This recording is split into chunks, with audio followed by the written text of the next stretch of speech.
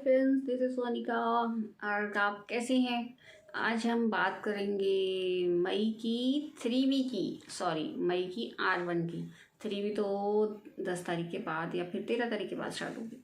तो फिर मेरे सारे नए दोस्त जो मेरे चैनल पे न्यू है उनको मेरा प्यार भरा प्रणाम। तो मेरे प्यारे दोस्त, अगर आप मेरे चैनल पे न्यू हैं तो मेरे चैनल को सब्सक्राइब ज़रूर करिए और घंटी का बटन ज़रूर दबाइए सो दैट आपको मेरे आने वाले वीडियोस की नोटिफिकेशन मिलती रहे। तो मेरा नाम है सोनिका अग्रवाल और आज हम बात करेंगे मई की R1। थोड़ा सा चेंज हो गया है, ट्विस्ट हुआ है। आपको बहुत सारी चीज़ें ध्यान रखनी है अब R1 फाइल करते हुए। पहले तो हम R1 सिंपल कर लेते थे, सेल चढ़ाई और फटाफट से R1 कर ली। अब थोड़ा सा डिफरेंट हो गया है दोस्तों। तो बिल्कुल भी स्किप नहीं करना है, वीडियो पूरा देखना है और अच्छे से देखना है। ज़्यादा टफ नहीं, सिंपल लैंग्वेज में बात करूँगी और टेक्निकल चीज़ें सारी समझाऊँगी। एक लाइक ज़रूर कर दीजिएगा अगर वीडियो अच्छा लगे तो दोस्तों आज हम बात करेंगे मई की R1 की। दोस्तों ये जो अप्रैल, मई और जून तो नहीं कहेंगे, ये जो मई की R1 है ये आपके लिए बहुत ज़रूरी है। कुछ चीज़ें ध्यान रखनी है आपको, बहुत ही केयरफुली ये रिटर्न R1 जो है आपको फाइल करनी है। आपको क्या चीज़ें ध्यान रखनी है इस R1 को फाइल करते हुए? आपको सबसे पहले ये चीज़ें ध्यान रखनी है, आपको पिछले साल की पिछला साल यानी अप्रैल 22 से ये मार्च 23 तक जितने भी आपने सेल के बिल काटे हुए हैं, सेल मतलब जो भी आपने सेल कर रखी है, कोई भी बिल में किसी भी तरीके की अमेंडमेंट करनी है तो आपको इस मई के अंदर कर लेनी है। ठीक है, कोई भी बिल सेल का अगर आपने छोड़ा हुआ है वो बिल आपको इस मई में एंटर कर लेना है, क्योंकि अब आगे वाले कॉन्सिक्वेंसेस जो बाद में बताऊंगी, पहले हम जो चीज़ें ज़रूरी है ना वो ध्यान रखते हैं। तीसरी चीज़, कोई भी परचेज़ जो आपकी छूट गई है, जिस क्लाइंट ने आपको परचेज़ देनी थी वो छूट गई है, उसको बोलकर अभी इसी मंथ में एंट्री करवा लीजिए। ठीक है।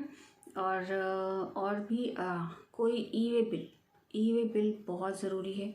अपनी सेल और अपनी परचेज़, इन दोनों पर जो ई वे बिल होते हैं वो मैं एक नया वीडियो बनाऊंगी जिसमें मैं ई वे बिल, सेल और परचेज़ का अलग अलग इंपॉर्टेंस बताऊंगी। बहुत ज़रूरी है ये कॉन्सेप्ट समझना। सेल पर ई वे बिल अलग होता है, परचेज़ का ई वे बिल अलग होता है। अगर मैं ट्रेडर हूँ तो मैं जो ई वे बिल बना रही हूँ, मुझे सेल का ध्यान अलग रखना है, परचेज़ का ध्यान अलग रखना है।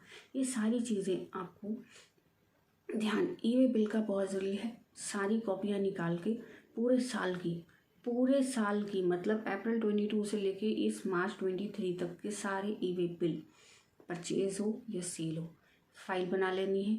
ठीक है। अब हमारा चौथा पॉइंट, ये हमने सारी चीज़ें कर ली। कोई भी डेबिट नोट, कोई भी क्रेडिट नोट जो अप्रैल 22 से लेके मार्च 23 तक का आपको डालना था, जो आप भूल गए, वो आपको इसमें डाल देना है। कोई भी चीज़, डेबिट नोट हो, क्रेडिट नोट हो, सेल का बिल हो, परचेज़ का बिल हो, जो भी आपका अप्रैल 22 से लेके मार्च 23 तक का आप छोड़ चुके हैं, भूल गए हैं गलती से भी, वो आपको मई में डाल लेना है।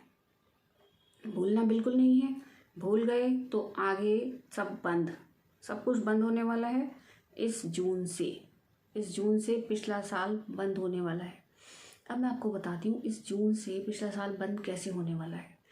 देखिए, ये जून स्टार्ट हुआ, इस जून में आपकी इनकम टैक्स की रिटर्न्स फाइल होंगी। देखिए, इनकम टैक्स और जीएसटी जो है वो बिल्कुल आपका सेम होना चाहिए। अगर जीएसटी में आपकी टर्नओवर 10 लाख की है तो इनकम टैक्स में भी आपकी टर्नओवर 10 लाख की होनी चाहिए। अगर आपने जीएसटी में 10 लाख किया और यहाँ पर 5 लाख किया तो इनकम टैक्स का नोटिस आ जाएगा।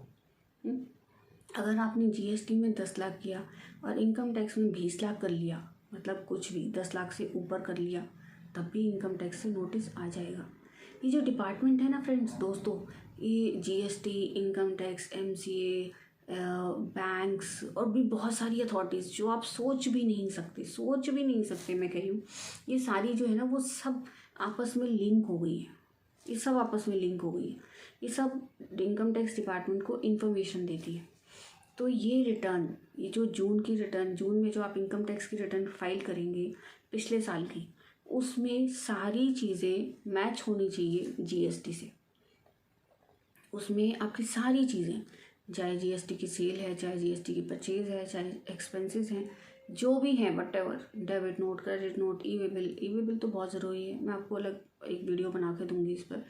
ये सारी चीज़ें आपकी इनकम टैक्स से मैच होनी चाहिए।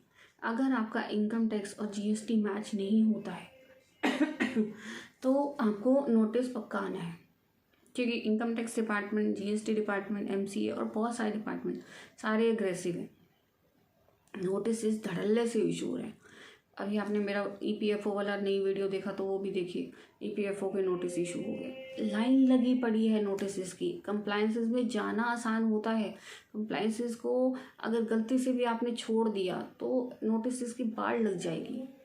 तो दोस्तों ये आपका ये जो मई की R1 जाएगी ना, ये बहुत इम्पॉर्टेंट है आपकी इनकम टैक्स रिटर्न के लिए। तो मई की R1 जो है वो आपकी इनकम टैक्स की रिटर्न, मई की R1 से जो भी आपका पिछले साल का छूटा हुआ है, जो भी छूटा हुआ है वटेवर, वो सारा आप मई में डाल दो। इसके बाद साल बंद हो जाएगा। आपको बहुत दिक्कत आएगी अगर आपका कुछ भी छूट गया, मतलब सेल छूट गई, परचेज छूट गई या कुछ भी छूटा आपका, तो दिक्कत हो जाएगी, वो परमानेंट छूट जाएगा, क्योंकि आप इनकम टैक्स की रिटर्न जून में फाइल कर देंगे और फिर आपका परमानेंट जो पिछला साल है वो बंद हो जाएगा। एक बार पिछला साल बंद हो गया तो आप उसके अंदर अमेंडमेंट नहीं कर सकते। तो ये बहुत ज़रूरी है दोस्तों, आपको इस साल की रिटर्न का ध्यान रखना है। इस साल पर ये चीज़ें ध्यान रखनी है आपको। ये जो मई की R1 है ना, ये बहुत ध्यान से फाइल करनी है। और 3B भी बहुत ध्यान से फाइल करनी है।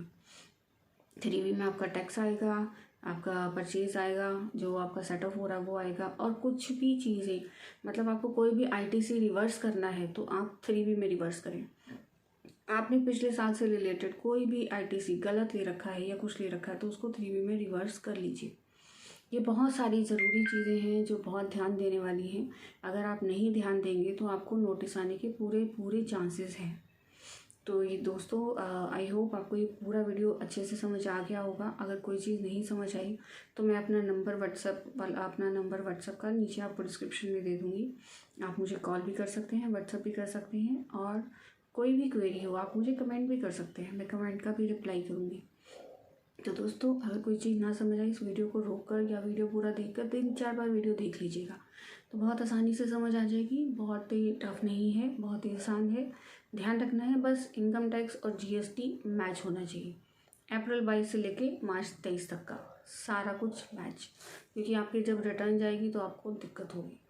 ठीक है फ्रेंड्स, ये चीज़ें ध्यान रखनी है। और दैट्स इट। तो हम मिलते हैं न्यू वीडियो के अंदर। Thank you.